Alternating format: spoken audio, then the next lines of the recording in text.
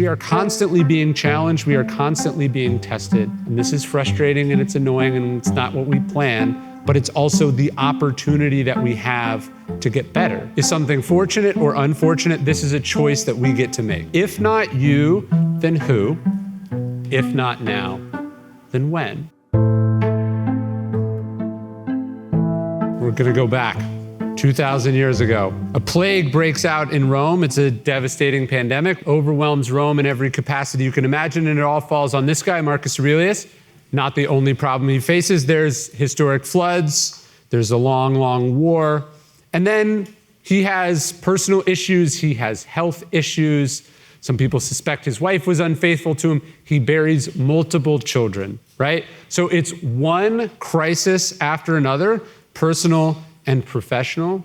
They would say that Marcus doesn't meet with the good fortune that he deserves. His whole reign is involved in a series of troubles. And he staggers under this, right? There must have been moments when he asked himself if it was hopeless. He asked himself if he'd given enough, right? And we know that he staggers under this weight. We know he struggles with it because he writes in Meditations that it's unfortunate that this happened, which is a little bit of an understatement. We don't know which of the crises he's talking about, but it was unfortunate. And yet, he doesn't even give himself this. He stops and he goes, no, it's fortunate that this happened to me, right? This is the Stoic exercise we're going to talk about today, how we turn our obstacles upside down, how we dye events with our own colors, how the way that we see things, the story we tell ourselves about these things determines what we're going to be able to do with them, right? So this idea that is something fortunate or unfortunate, this is a choice that we get to make, right? So the essence of Marcus Aurelius's philosophy, the essence of Stoicism, what we're going to talk about today, is this idea that our actions can be impeded, right? Our plans can be disrupted. The moment we thought we were going to get can get cruelly taken away. And yet, it also can't, because we always have the ability to adapt and adjust, right? To work on the fly, to use what's happened to us to our own advantage, right? Marcus says the impediment to action advances action. What stands in the way becomes the way, or the obstacle is the way, right? So the idea for the Stoics is that in any and every situation, no matter how bad or undesirable, we always have the opportunity to practice a virtue or practice arete or excellence, right? So it's this idea that we're going to control how we respond because we don't control what happened, right? And the Stoics would say that arete or excellence is codified in these four virtues: courage, temperance, or self-discipline, justice, and wisdom. Courage, discipline, justice, and wisdom. So when the Stoics say the obstacle is the way, when they say that we can turn these things to our advantage, that's what they mean, right? They mean that we always have the opportunity to practice one or more of these virtues, right? So we say the obstacle is the way, we turn it to our advantages. There's an opportunity here. What is the opportunity? The opportunity is not necessarily that this is going to be amazing for your business, you're going to make a ton of money, you're going to become more well-known for it.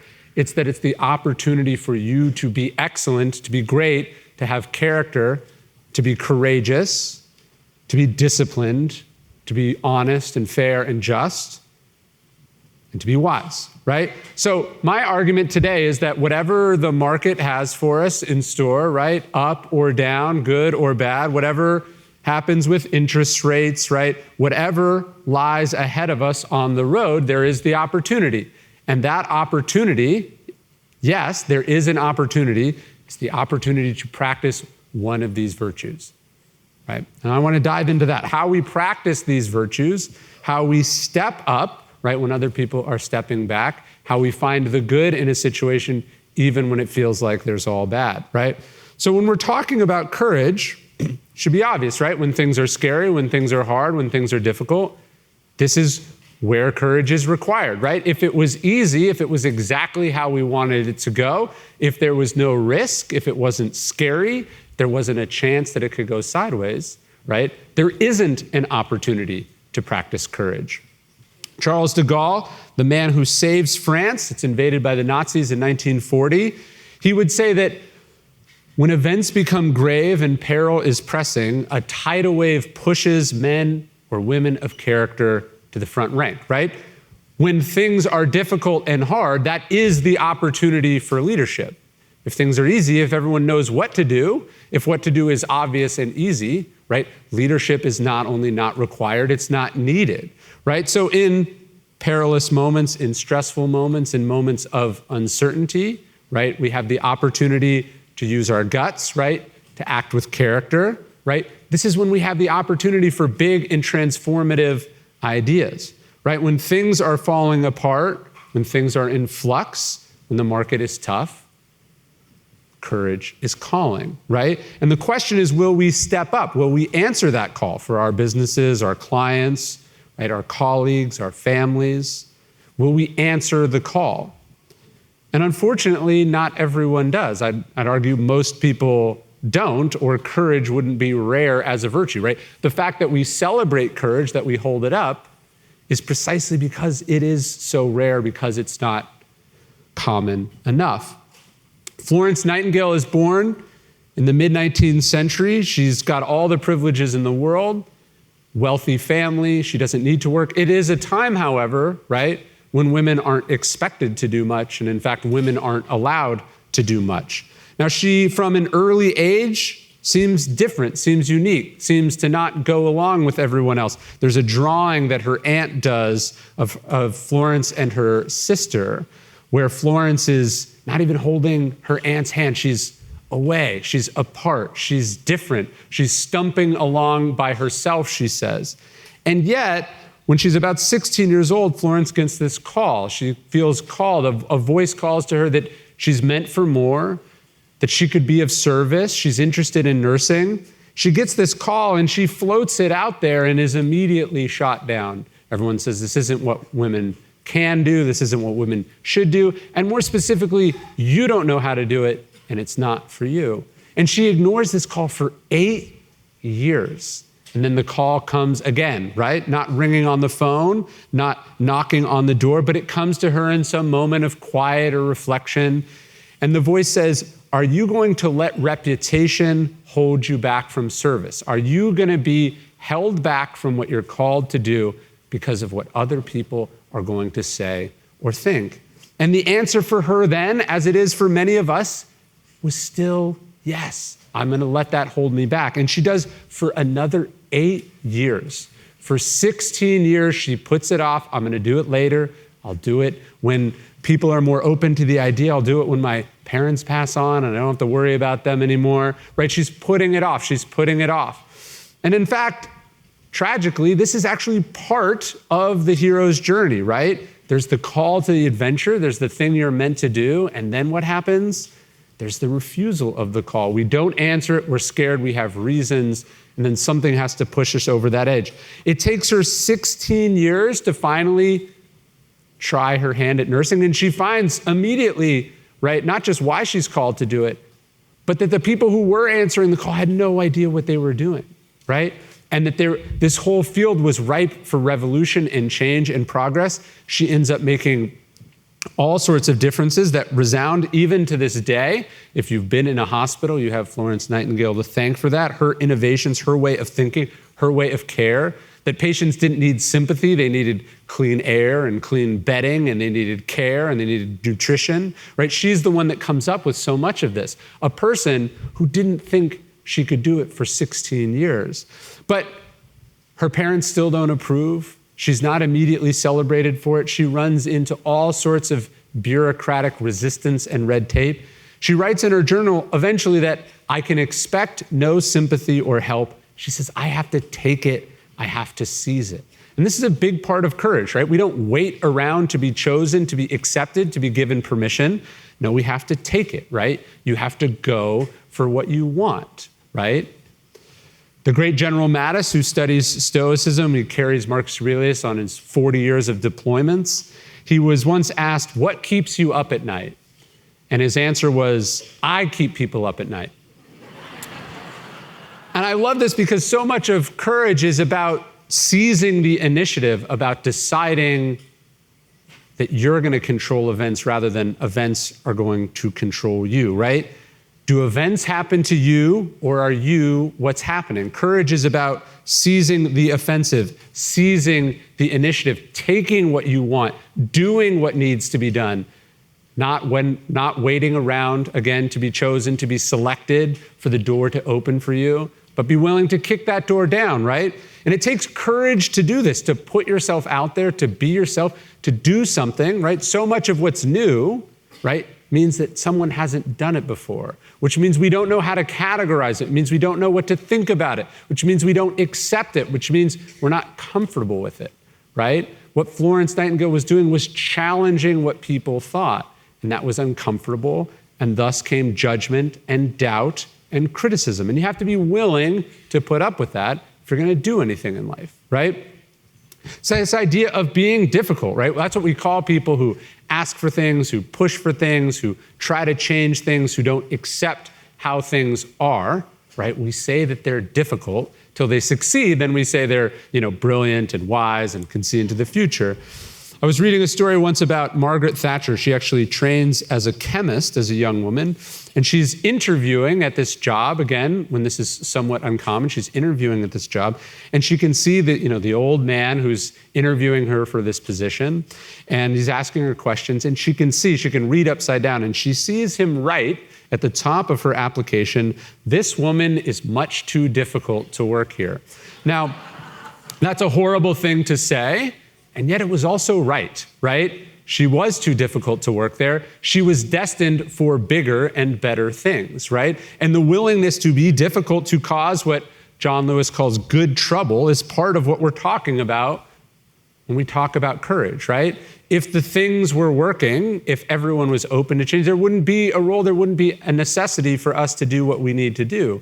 But we're going to have to be disruptive, right, and difficult, and challenge things. I love the little hint of a smile here in his mugshot, right? Because he knows that he's right. He might not be in the power position in that moment, and yet he also is, because he knows that what he's doing is important. And he knows eventually he will prevail. He knows eventually he and his fellow activists will bend society to their will forcibly change the minds of millions of people who right at that moment have almost a power of life and death over them, right? So courage is the willingness to do that, right? You can't make an omelet without breaking a few eggs. You can't make change without being difficult, without pissing people off, right? You have to take risks, right? All the good things in life, the things we have already achieved, were what? They were on the other side of risks that we took, right? They were on the other side of risks that we took. But this is a good thing, right? If it was easy, right, everyone would do it. And there wouldn't be much money in it, right? If you think about it, right? The fact that people are intimidated, the fact that it's hard, the fact that results are not guaranteed is what creates the scarcity, which we then capitalize on, which we then benefit from.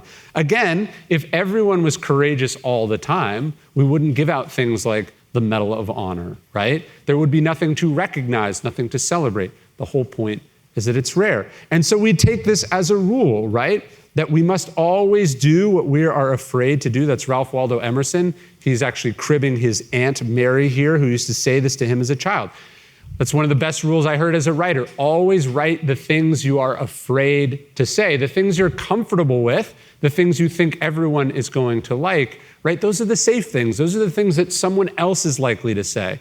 But it's when you challenge yourself, when you put yourself out there, when you do the thing that people are doubting, it's where the other side, that's the gains are on the other side of that. When I came to my publisher and I said, hey, I'd like to write a book about an obscure school of ancient philosophy, needless to say, they were not particularly excited. My editor told me later that they hoped the book would do just badly enough that I would come to my senses and go back to writing the kinds of books that I used to write, right? A prediction was it would sell, The Obstacle Is the Way would sell about 5,000 copies. We're closing in now on 2 million copies.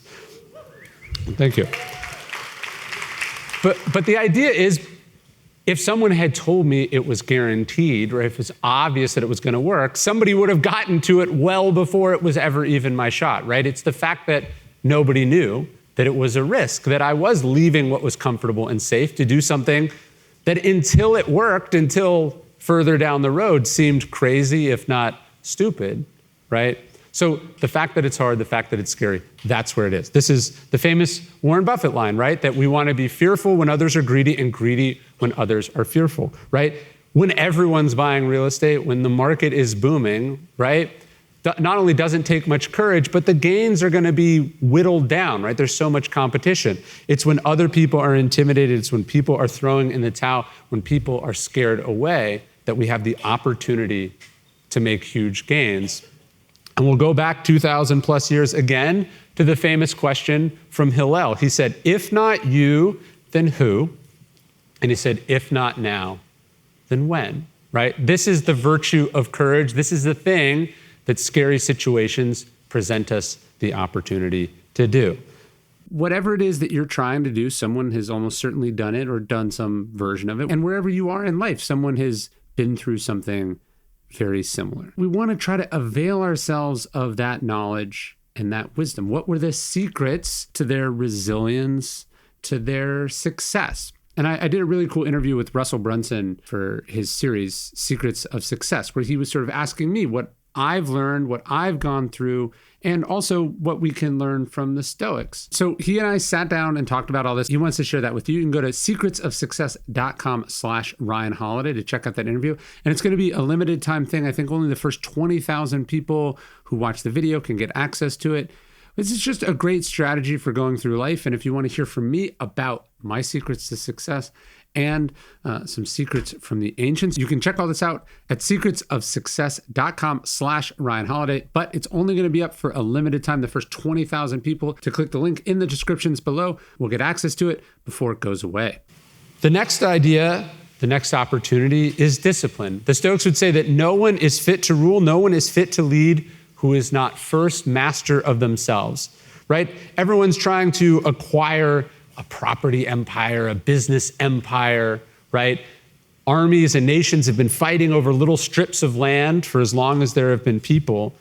And the Stoics would point out that while all this is well and good, what's interesting is that we neglect the greatest empire, which is ourselves, right? We neglect the empire right here between our ears, the empire right here. We want to control other people, we want to control other things, and yet we ourselves are not in control of the one thing that we have potentially the most control over, right? We hand that control over to our phones. We hand that control over to the news, right? We hand that control over to our phones getting the news, right? Too many of your phones look like this. We neglect the opportunity to decide who is in charge, to reassert dominance over ourselves. This is why I try to do something hard every day. This is my goat there on my fence. I try to swim every day or run every day or bike every day. I've gotten into cold plunges the last couple years. I heard there's a bunch of health benefits to doing them, that it improves your cardiovascular health and your circulation, maybe even your immune system. I don't know. It could be total bullshit. Honestly, I don't care. To me, the benefit of the cold plunge is that it's hard and uncomfortable, and you're strengthening the muscle of deciding, I do hard, uncomfortable things. I endure hard and uncomfortable things, right? I push myself. I don't want to get in. I know it's going to be unpleasant at first, but I also know if I push through that on the other side, again, talking about courage, I know on the other side of this, I feel invigorated, I feel excited, I feel better, right? So we push ourselves because we want to have practice pushing ourselves. Seneca says, we treat the body rigorously so that it is not disobedient to the mind, right? The Stoics say the reason we push ourselves physically, the reason we train, the reason we read, the reason we practice discipline, like about what time we wake up in the morning, right? Or what time we go to bed. I don't eat this, I do eat this. The reason we practice this is so that when difficult, tempting, overwhelming, frustrating situations come up, we say to ourselves, this is what I trained for. We know what to draw on. We know that we have what it takes. Marcus Aurelius says, people who love what they do wear themselves down doing it. They forget even to eat and sleep. And this idea of that being a transferable skill, you do that enough, right? When you run into stuff, it's hard, you keep going, right? From my physical training practice, when I hit a wall on one of my books, right, I know that I don't listen to that voice, right? I'm treating the body rigorously so that in the critical moments of my life, I can reassert that control. George Washington is introduced to the Stoics as a young man. At 16 years old, a neighbor gives him a copy of it. And then a few years later, he sees this play The play is called Cato, about one of the great Stoics. You could say this play is the Hamilton of its day. It's very famous. Everyone watches it. Everyone knows the lines. And in fact, a lot of the great lines in American history that come out of the American Revolution, I regret I have but one life to lose for my country, or give me liberty, or give me death. These are lines from that play, right? People who heard those lines at the time knew who they were referencing, who they were echoing. Well, the line that Washington seizes on that changes his life, it's a critical part of discipline. It's not all just getting in a cold plunge. It's not all just running and working out. He takes from Cato this idea that we must look at everything in the calm light of mild philosophy, being reflexive, being calm, being in command of one's emotions. It's not that the Stoics are emotionless, but they do try to be less emotional in high stakes situations, right? And so when we're talking about discipline, what we're saying is that, look, the stress that I'm experiencing in this moment is an opportunity to practice being cool under pressure, that I'm getting reps doing this, that frustrating people are a chance to manage our temper. In fact, little known fact, the obstacle is the way. That passage in Meditations, Marcus Aurelius is specifically talking about obnoxious, annoying people. He actually would open Meditations with a reminder of all the annoying people that he's going to meet in the course of a day. The point is, they existed 2,000 years ago and they exist today. You know you're going to bump into them. You know that it is a part of humanity. You know that it's a fact of life. And so when you experience frustrating people, frustrating things, we go, this is an opportunity for me to practice not losing my shit. And the more we practice not losing our shit, the better we are at not losing our shit, right? Mistakes are a chance to practice patience, right? The disruption, the change, the things that are happening in our industry and the world, this is a chance for us to practice flexibility, to adjust and grow. Last time we talked about one of my heroes, Queen Elizabeth II. They show those pictures of Obama, when he was elected, and then 8 years later, you see how the presidency ages a person. Well, here you go. Right, she serves for 7 decades. That's a pretty long time. Never takes a day off. But let's think about the change that she experiences in the course of her life, right? A lot, right? To go from this to this. She visits 126 countries in her life. She travels 1 million miles by sea, millions more by air. She meets 4 million people personally. She has 2 million people over to her house for tea at one time or another. Gives out 100,000 awards. She survives multiple assassination attempts. What makes the Queen so impressive is all of this physical stuff, but then also you think about what the Queen's job was. The Queen's job was basically not to have an opinion, to not get involved in scandals, to be restrained and dignified and poised, even when her life was falling apart, even when she was tired, even when she was frustrated, right? She never gives an on-the-record interview in 7 decades. You can imagine there were some things she wanted to correct, some things she wanted to get out. She never did, right? She sees every prime minister from Churchill to Johnson, and she can't tell them what to do, even when she knows more, even when she's been in this exact situation before, even when she has a strong opinion. She can nudge them. People would say she's very good at asking questions that help people realize they're about to do something dumb. But she can't actually say, I think you're about to do something dumb, right? Which is a quirk of their system, for better or for worse. Doesn't change the fact that she's stuck dealing with that. One of her secretaries would say that where the Queen is brilliant was in her quietness. In a noisy world where people are constantly expressing themselves or overreacting, she's done the opposite, right? Over 7 decades, she does the opposite. Now, again, this might not seem like much, but I would contrast her example with a new Texan. This guy has 10 children. He has 3 companies. He's trying to get human beings to Mars. He has that big factory right down the street from here. And he wakes up every day and he's like, what kind of fight can I get in on Twitter? Literally, he's now trying to extricate himself from having challenged Mark Zuckerberg to a fight. I think he saw what Mark Zuckerberg looks like now and he's jacked, and so he doesn't want to fight. But the point is, This is a guy who's way too busy to go around picking fights with anyone about anything, right? He seeks out culture war issues to get wrong, right? To piss people off about. He gets sued for the things that he says all the time, right? He lacks this kind of discipline, the mental and emotional discipline to just keep his opinions to himself, right? To stay in his lane, to do what he's best at, right? And this is a problem that all of us have, right? This is a problem that fundamentally social media is designed to exploit, right? We think we're getting something out of social media. In fact, social media is getting something out of us, right? We're the product that's being sold. Our emotional volatility, right? Our inability to manage our emotions is what's being exploited and then sold. But I want to go back to the Queen for a second, right? I said 7 decades, right? When the Queen is born, just to give you a sense of the span of this woman's life, when the Queen is born, she is born in the 1920s. Sometime in her early childhood, she meets one of the last surviving veterans of the British campaigns in Afghanistan, which happened in the mid-1800s, right? Towards the end of her life, her grandson, Prince Harry, also fights in Afghanistan, right? Separated by an enormous span of time, right? This is how far she stretches back to the past into the future, right? In the one hand, right, the monarchy is a constant throughout all this, and yet it's also constantly changing, right? There were countries that existed when she was born that don't exist now. In fact, something like a majority of the countries that now exist did not exist when she was born, right? She would say that change is a constant and that managing change is an expanding discipline. I think that's exactly right, right? Yes, what you guys do is actually a pretty perennial career, and yet the way that you do it is fundamentally different than perhaps the way it even was when you began your career or you began this decade, right? Things are changing all the time. In fact, this is the motto of Queen Elizabeth's household when she was queen.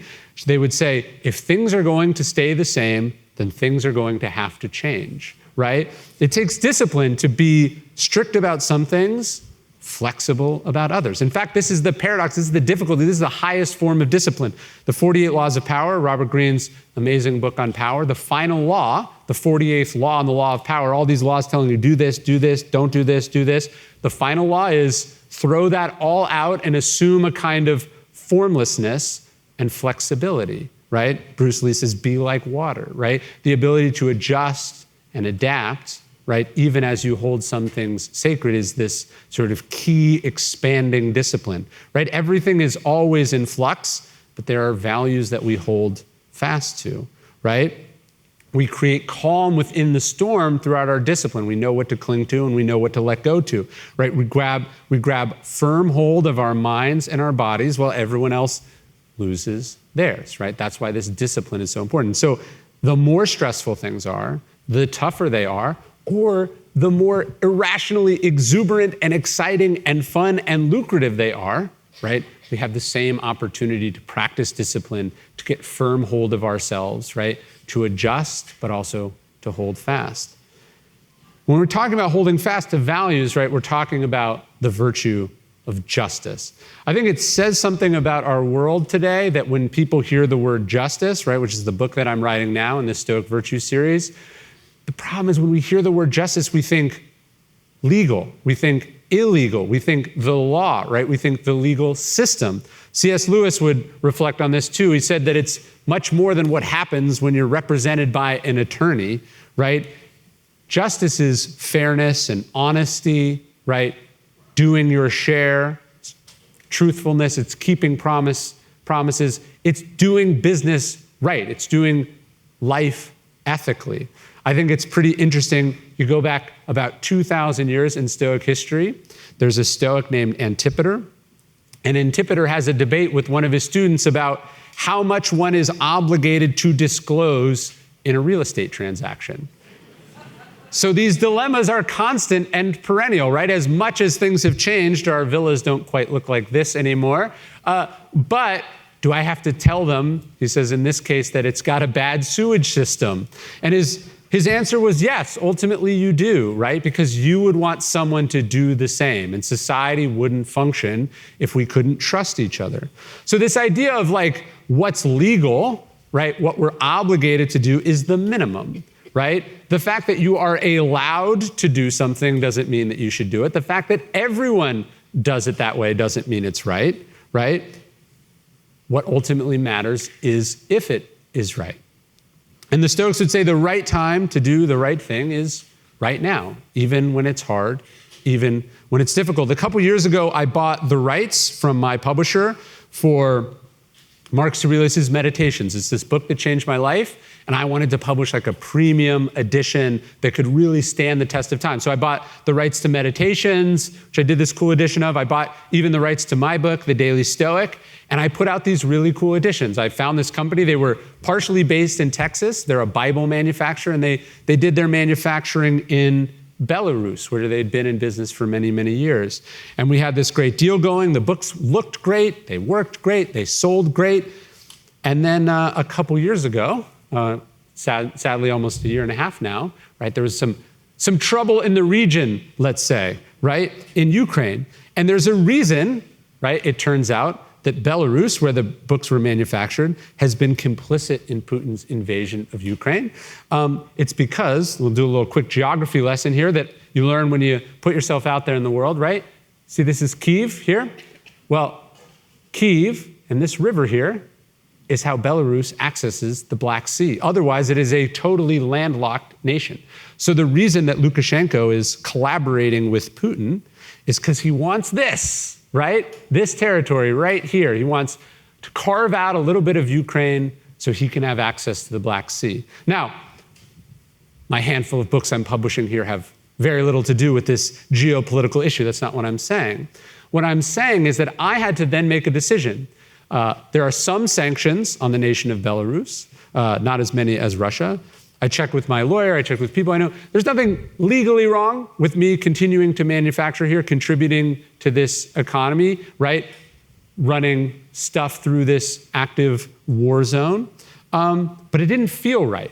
And so I said, you know what, why don't we find a manufacturer that we're a little more comfortable with? We'd already decided not to work in China. That's why we went to this company in the first place, even though it would have been cheaper there. But let's find someone else. And we found someone in England, also a great family business. They do great work. It's almost 3 times as expensive per book to manufacture them here, right? And so on paper, of course, I would rather not do business with Belarus. But when I'm thinking about a different kind of paper, maybe my opinion changes a little bit, right? So I love this line that it's not a principle unless it costs you, right? It's not a principle unless it costs you money, specifically sometimes, right? So when we think about what we're allowed to do, when we think about what everyone else is doing, right? And then we have to go, well, what can I sleep with at night? What do I think, right? What do I want on my conscience? What am I going to be able to tell my kids? I think about this decision a few years ago, almost 10 years ago now, that CVS decides to stop carrying cigarettes. People thought, oh, this will cost them a couple of $1 billion, and it won't matter, right? Because people will just buy the cigarettes elsewhere. In fact, it does cost CVS billions of dollars, but they find overall, across the nation, smoking goes down, period. One vendor deciding not to stock a product that is not good for you, that nobody thinks people should be doing, even the people that smoke. CVS makes this decision, costs them a lot, but it gains the world a lot, right? I actually had to go through this too. I own a little market, a market called Tracy's Market in Bastrop, and it's been in business since the 1940s. Each week, like the number 2 or 3 selling product is cigarettes, is a tobacco-related product. And I had to go, is that something that I want to do? Is that money that I want to make? And the answer was no, right? And so you make these decisions that cost you something, not because you have to, but because you should, because you want to, right? I think about the companies that did COVID right, and then there's, of course, the companies that just thought about their own bottom line, right? This is Admiral Hyman Rickover, the inventor of the nuclear submarine, one of America's great military and engineering minds. He would talk about this phrase, people go, oh, I'm not responsible, that's not my responsibility, right? So we often hear this, he says, as an excuse for bad work. We go, oh, I'm not responsible for that, that's not my job, that's not my problem. But he says this is actually a semantic error. It's not just that they're arguing whether they can be held legally liable or not. He said, actually, they're right. He says, when you say I'm not responsible, that's not my responsibility. He says, from a moral and ethical standpoint, you're correct in that you are admitting that you are not responsible, right? He's saying you are admitting that you are irresponsible, that you are putting your interests, what's easiest and best for you, above the collective, what's best for others.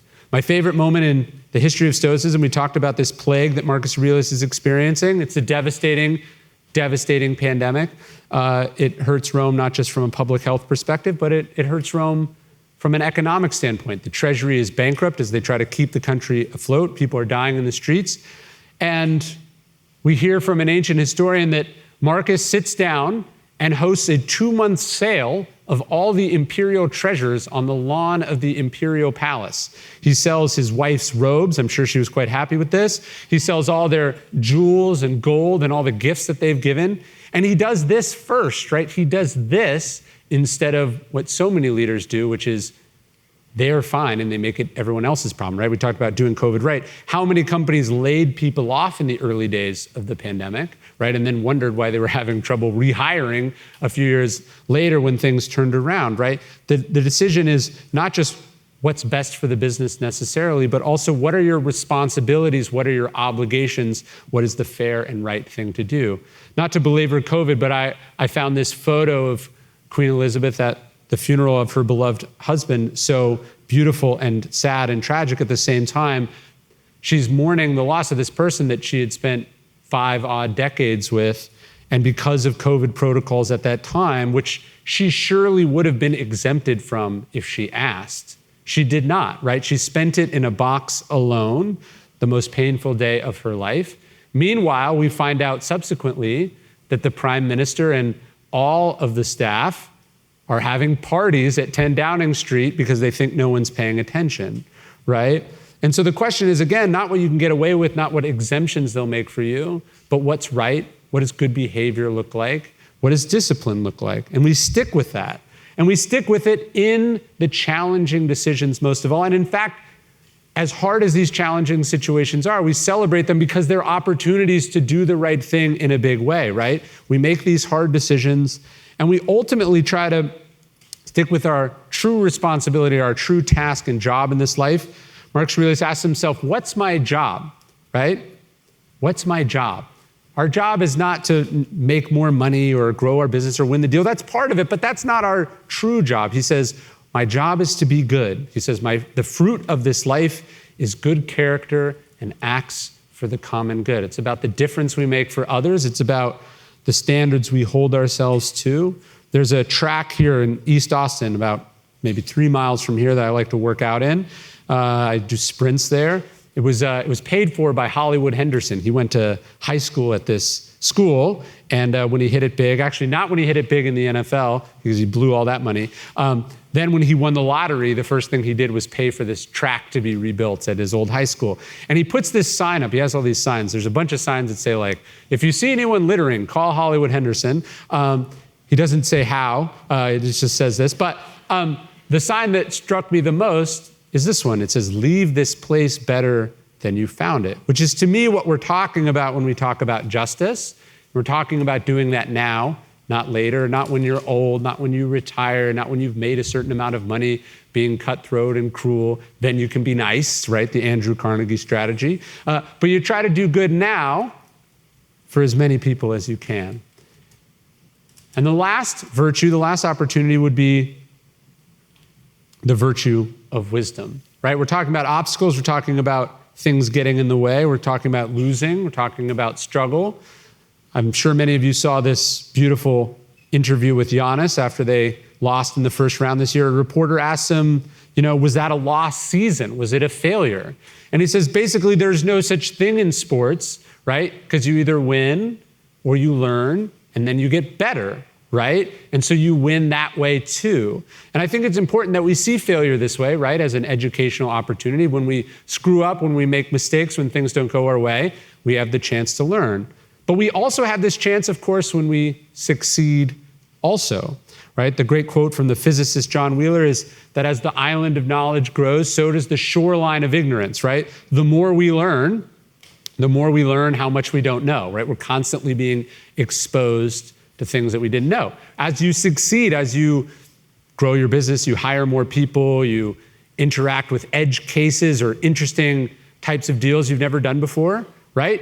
You have the chance to learn. You have the chance to do things that you haven't done before. So we always have this chance to learn, and we have to always be learning, right? Reading, you think about what reading is, right? Reading is the opportunity to learn, not by trial and error, but by the trial and error of others, right? We can learn by experience, or we can learn by the experiences of others. When we think about reading, we think about the wisdom contained in books, and then, we're too busy to read because we're on our phones all the time.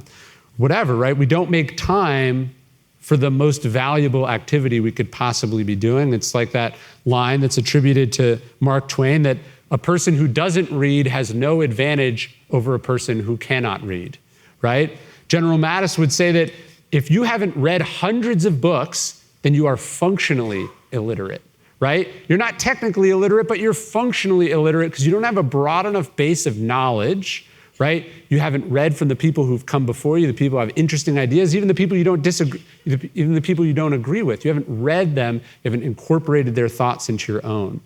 Epictetus would say that it's impossible for us to learn that which we think we already know, right? So we come to learning from a place of humility. We stay a student rather than assuming we know things, and that's how we get better. The beauty of the story of Marcus Aurelius, the reason he was able to endure adversity after adversity, is that his father is not emperor. The Emperor Hadrian sees some potential in this young kid, but he knows that making a young kid the most powerful man in the world is the worst decision you could possibly make. So he anoints his successor, a man named Antoninus, Antoninus being a powerful, wise, kind politician in Rome. And Antoninus's job is to tutor Marcus Aurelius. Hadrian thinks that, Antoninus is probably going to live for 3 or 4 or 5 years. Instead, he survives another 2 decades. And so Marcus, right, the obstacle to his success, we all want to get where we want to get right now, waiting for a partner to retire, waiting for a slot to open up, right, ready to get that chance we know we're ready for. And it takes longer than we want it to take. We have to practice patience, but we also can learn from this. So for 20 years, instead of being jealous, instead of being frustrated, instead of assassinating his rival, Marcus learns from Antoninus every single day. And he actually opens meditations with a list of all the things that he's learned from Antoninus.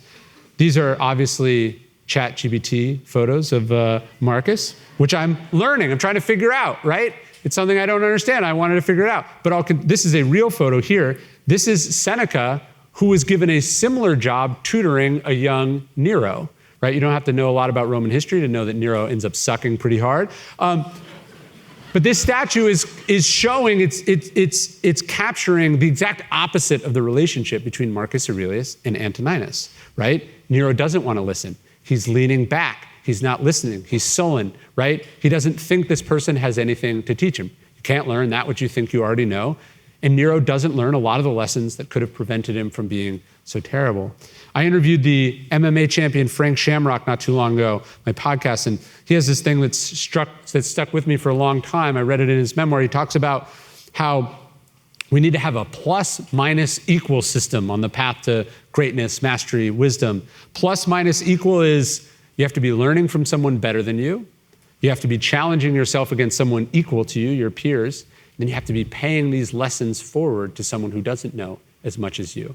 And this process, this full loop, right, is how we get wiser as we go. My mentor, as I said, was Robert Greene, but your mentor could be anyone. You definitely have to have one, and you should be learning from everyone. Emerson says, everyone we meet is better than us at something, and in that, we learn from them. So this idea of always learning, always growing, being open is how we close this loop of courage, justice, discipline, and wisdom, right? Marcus Aurelius says that our inward power, right, our ability to adapt, to adjust, accept, right, accommodating ourselves to what we face, right? It doesn't need things to go a specific way, right? It doesn't need everything to line up in our favor, right? It doesn't care that there are obstacles. In fact, it likes that there are obstacles. He says, we pursue our aims as circumstances allow, and we turn our obstacles into fuel.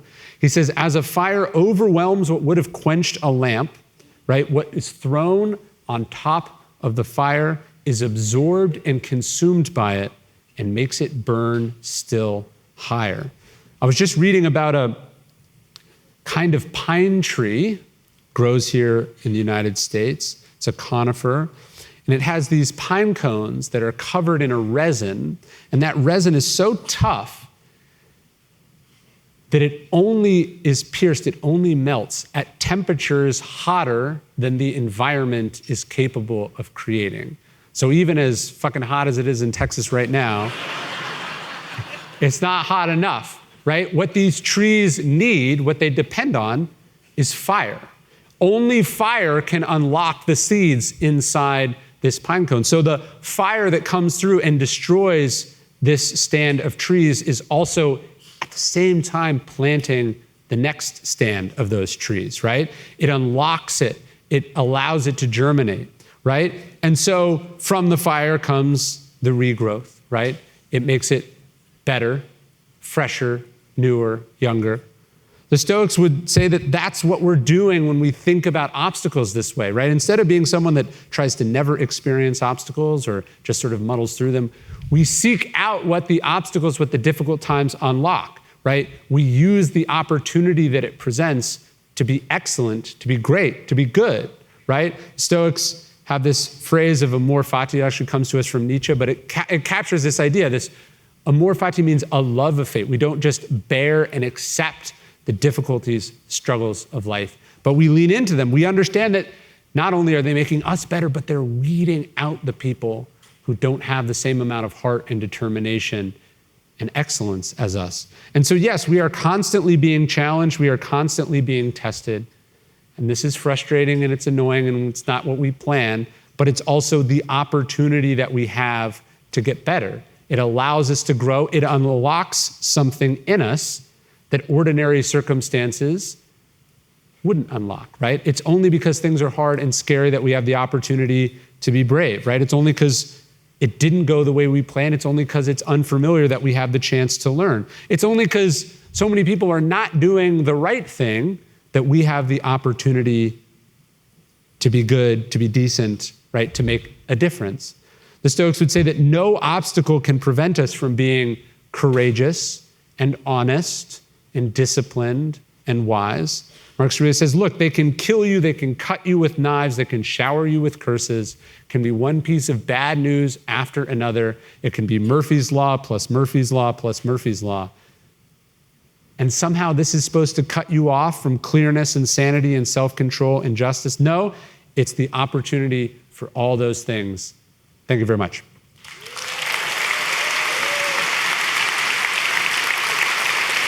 Every day, totally free, we send out the daily Stoic email. It's the largest community of Stoics ever assembled in human history. And it's just one Stoic idea, one ancient lesson to chew on every single day. I'd love to have you join us. If you like our videos, I think you'll like the email. It's also a podcast version of it too. You can sign up at dailystoic.com/email.